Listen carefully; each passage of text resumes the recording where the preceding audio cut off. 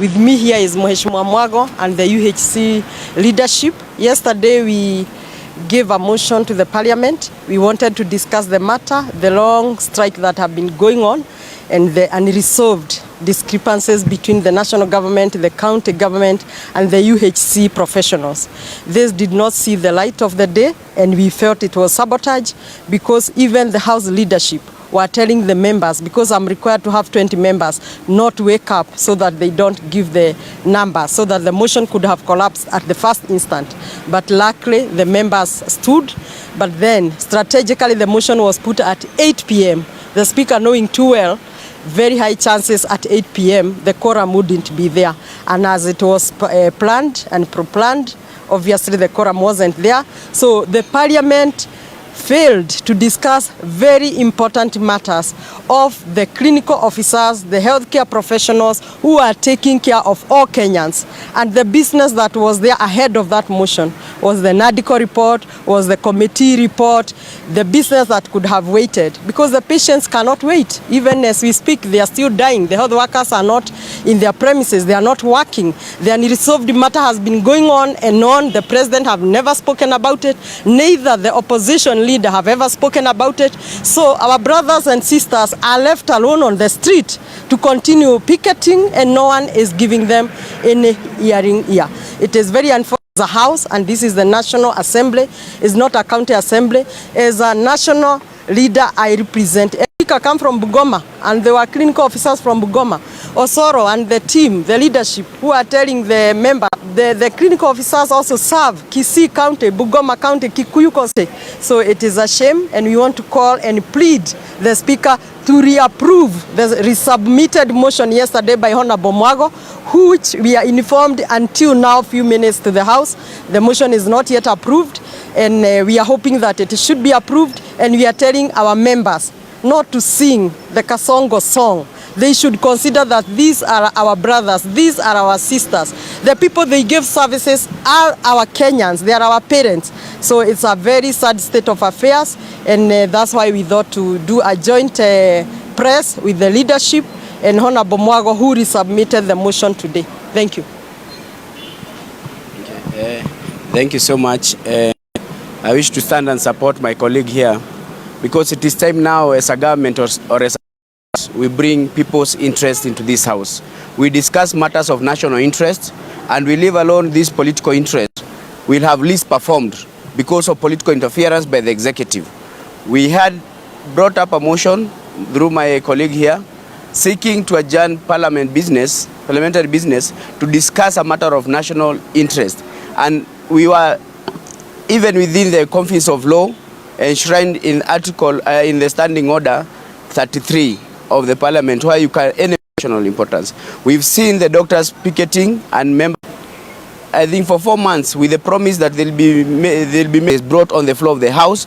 We discussed that as a matter of national importance. There are very many patients who are not being attended to, but we saw the sheer arrogance of the leadership of the House trying to pervert the rule of law and trying to rubbish House serve the interests of Mwananchi. Let us discuss the COVID-19 in the year 2020, and these people risk their lives. And the Ministry of Health, neither are they and the county governments, and I'm synonymous with the lack of respect for human life in this country. They have even been accused of shooting young people who are being carried. As much as you continue giving 20 million shillings to churches, take 20 million shillings to the hospitals also, where you can save lives. Instead of trying to bribe people, take money to the hospitals so that these people can be paid. All that money that is being used when you are trying to push your agendas.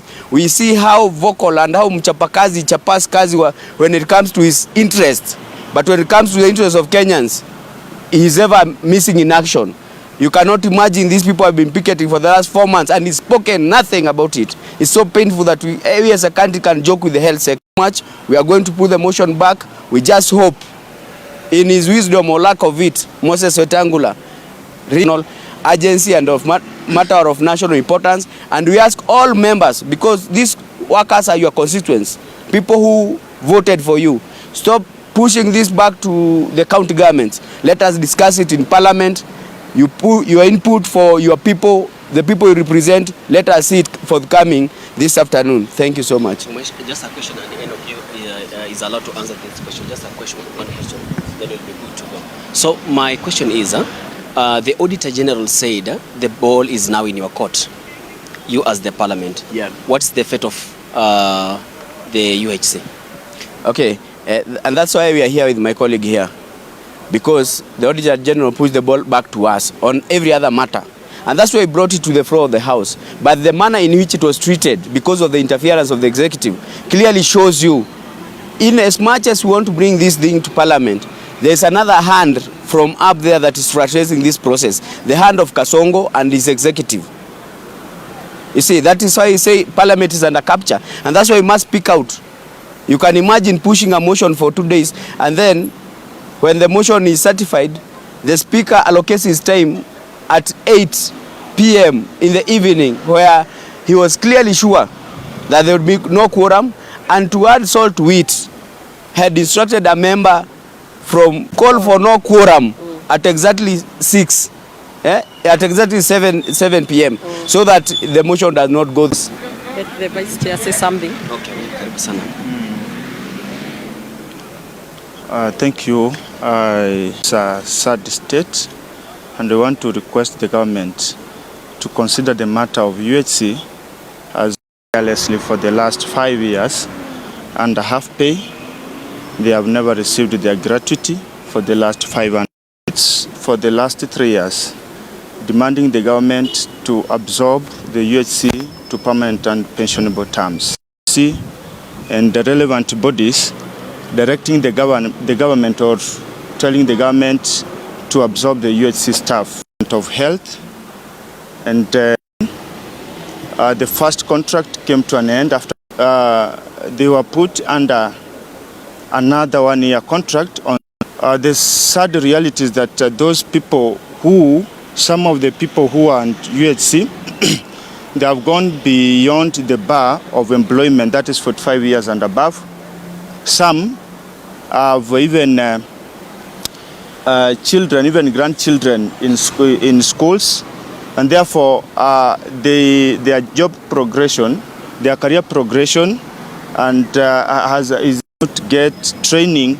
They cannot grow professionally.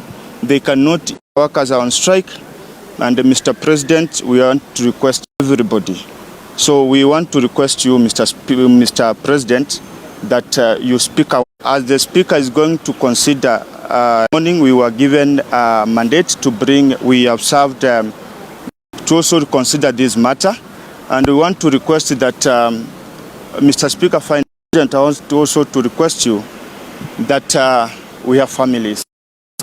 To a member of Parliament, to a minister. Just to tell the President, Ministry of Health decided to add another contract of 3 years.